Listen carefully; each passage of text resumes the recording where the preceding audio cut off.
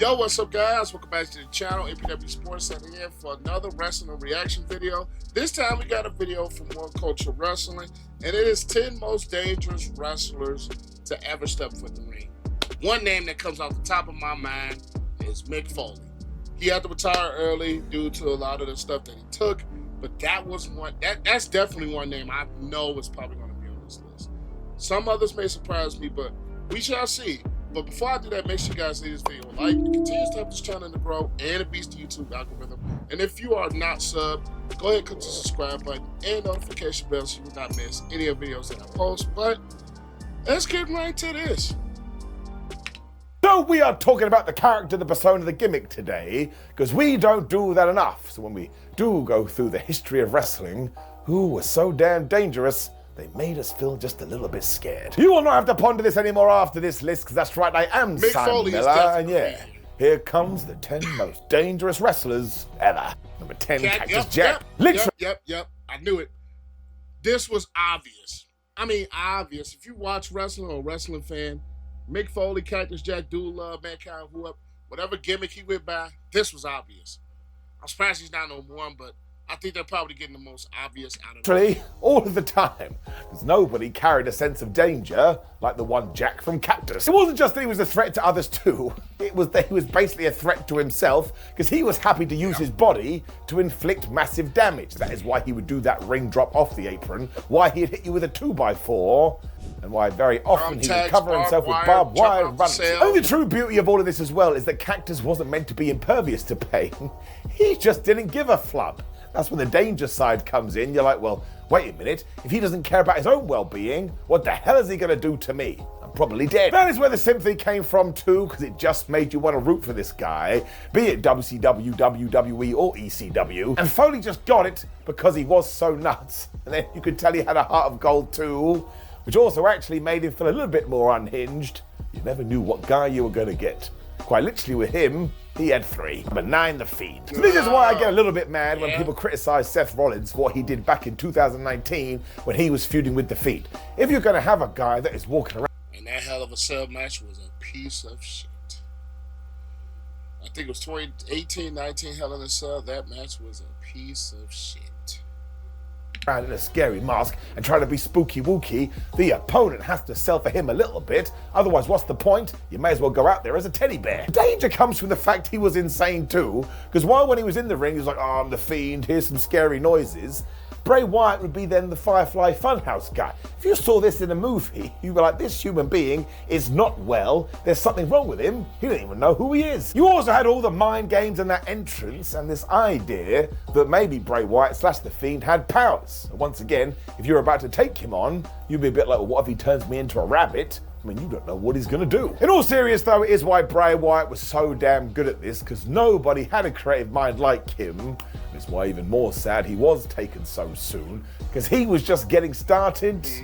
Probably would have changed the wrestling world. Number 8, Kurt Angle. And we are talking about the wrestling machine version that basically went from 2006 to 2000. Yes, he did a lot. Kurt Angle, that's a name I didn't think of, but yep.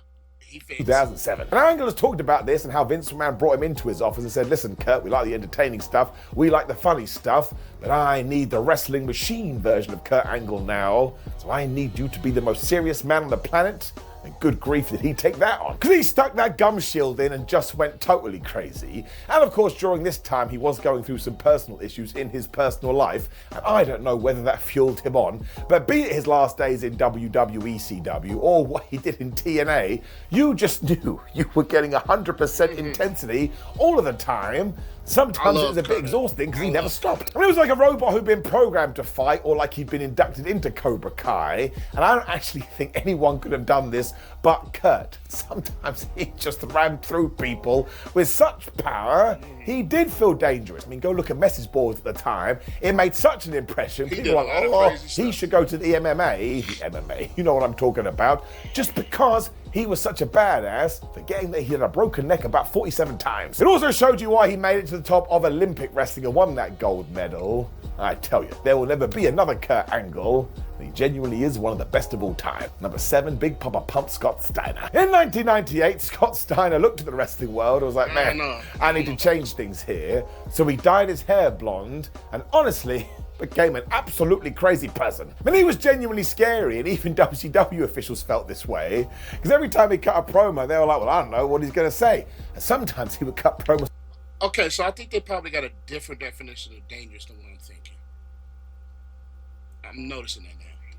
I was thinking like just did crazy stuff, but I think they talking about the whole package, microphone, whatever. Scott Steiner fits. Some people he wasn't even feuding with, but it kind of worked if you were a fan, because you were always second guessing what was going to come next. This also happened backstage too, because Scott got into some crazy backstage fights, including one with DDP, and I would urge you to go and Google this today. It sounds absolutely horrendous, and if Paige still holds a grudge, I wouldn't be surprised. Kind of sound like the big booty daddy beat him to a bloody pulp. I mean, this never went away either, because think when he debuted in the WWE as this character in 2002. What's the first thing he did? He grabbed a microphone, and what did we hear over the PA? Give me a flubbing mic. If you're not aware, he did not say flubbing. So yes, the big booty daddy felt like an absolute unhinged person, but that's where the element of danger came from. And look, he did make his way to the top of WCW. That was not a fluke. Number 6, Big Van Vader. So the name there is important, because we are not talking about the Vader that came to the WWF in 1996. Because there Vince Russo told him, hey Vader, you have to go out in front of the crowd and call yourself a big pile of shib. It's absolutely terrible. From 1990 to 1995 though, over in WCW, Vader was just a monster, mostly because he wanted to throw real hands with people. So when he was in there with someone like Cactus Jack, who we've already talked about, who didn't mind being walloped, oh my gosh, they had these absolute wars. And once again, that's where the danger came from. He was able to extend this as well to his feuds with Ric Flair and Sting. And when Vader was the bad guy, you were desperate for the hero to take him down. Otherwise, it was like, oh my gosh, he is the world champion. What if he decides to stop wrestling and he comes after me? I'm done. There was just this atmosphere when he did make his entrance because he had built it up. That's why the WWF wanted him in the mid-90s. So why the hell they weren't able to replicate this? Well, it basically comes back to backstage politics. But again, go and Google and YouTube some old Vader matches today from this period, and you'll be like, hot damn, man.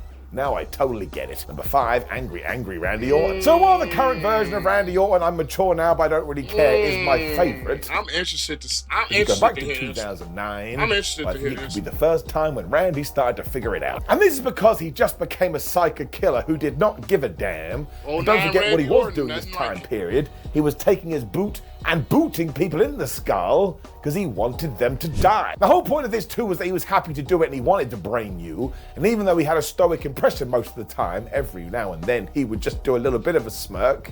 He'd be like, bro, what the flub is wrong with you? And don't forget, he also became the world champion. A quick reminder of some of the stuff he did during this as well. He tried to blow John Cena up with some pyro. He basically tied him up to the ring post and hit him so hard with a kendo stick his ribs broke. This was also the period, by the way, when he handcuffed Triple H to the ropes and did like terrible stuff with Stephanie McMahon. Randy Orton. Even going back now, that is a very, very intense angle. So the man was basically insane, and as such, he felt damn dangerous. Number 4, Mark Henry, and his Hall of... Yep. I love this this is 2011-2012 run of Hall of Fame.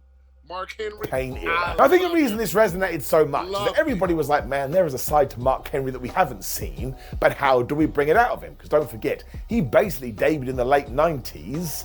He didn't actually get to this point until 2011. It turned out a catchy theme where he talked about kicking somebody's ass was going to be the way. And when we transformed him into this version of Henry, oh my gosh, he would just destroy people. And because he was so strong, you could totally believe it. It really didn't matter who you were either, because he was an equal opportunity killer. And he would beat up production staff and anybody that even looked at him wrong. And don't forget, it wasn't long after this when he was doing that fake retirement angle with John Cena. And that ain't normal behavior, man. It's basically emotional manipulation. So he just came across as a monster. And there was also these undertones that he was so mad he used to be portrayed as sexual chocolate, and he was going to bury that forever. Honestly, Mark Henry came of age during this, and he was damn good at it. Number 3, Ken Shamrock. Yep. All the damn time. I mean, this guy. Now, Ken Shamrock really doesn't get the credit he does deserve, because he was one of the first people to come from the MMA background and enter into the wrestling world, to the point straight away you're like, well, I know you're legitimate. I've seen it. He was presented this way too, and in 1998, holy crap, man, this dude was so good, especially because he did the scream and he wouldn't let go of his ankle locks, and he'd smash the steel steps when he did get to the ring. There was just this hint of doubt where you're like, well, I'm sure he's just playing character. What if he's not? Can even go back to his first proper match with the British Bulldog in 1997, where the Bulldog thought it'd be hilarious to pour some dog food over him. This is when Ken Shamrock does snap for the first time, to the point all the officials from the back ran out to try and stop him, and they couldn't do it. And I get we do that all the time in the modern day, but back then, well, it was quite novel. So he really should be put in the Hall of Fame as far as I'm concerned. I know his WWE run wasn't long. If you want to talk about making an impact, bam. Number 2, unmasked Kane. Now, I am still of the belief that taking the mask off Kane was a mistake, but also, he had a run of 20 years. There was no way he was going to keep it on forever. Glenn Jacobs knew how to approach this as well, because he was like, well, now I'm going to have to go even deeper into my soul. And this is when he was doing the likes of tombstoning Linda McMahon and electrocuting Shane McMahon's testicles and laughing the entire time. He also set fire to Jim Ross, which is attempted murder. And somehow he took his unhingedness to the next level, which is very impressive, because when he was masked came back in 1998, he chokeslammed The Undertaker through their own parents' graves. I don't want to ruin the video, but that's totally up. Aside from the odd smirk as well, he too had that dead-eyed glare in his eyes. And actually, after a while, he did make this work. Remember when he had that entrance and he came out in chains? I remember that. If anyone else done that, you'd be like, that's utterly ridiculous. When the Big Red Machine did it, you're like, yeah, somebody got to keep him under control. Number 1, MMA Brock Lesnar. So this is why I wanted to mention Ken Shamrock. The wrestler I probably hate more than anybody in ever, outside of Hulk Hogan. How I did, because he walked so Brock Lesnar could run. Now, of course, when Brock did return to the WWE in 2012, he was a former UFC heavyweight champion. That's all we needed to craft the character, because we've already talked about it. Everyone and their dog knew that this guy was real. Let's look at the run as well. When we got to SummerSlam 2014, Brock was throwing John Cena around and trying to kill him. And of course, because of the aura he did have, he was the dude that was picked to break the Undertaker streak. He also broke the arms of Triple H and Shawn, which I still think should have never been broken. Especially by that asshole.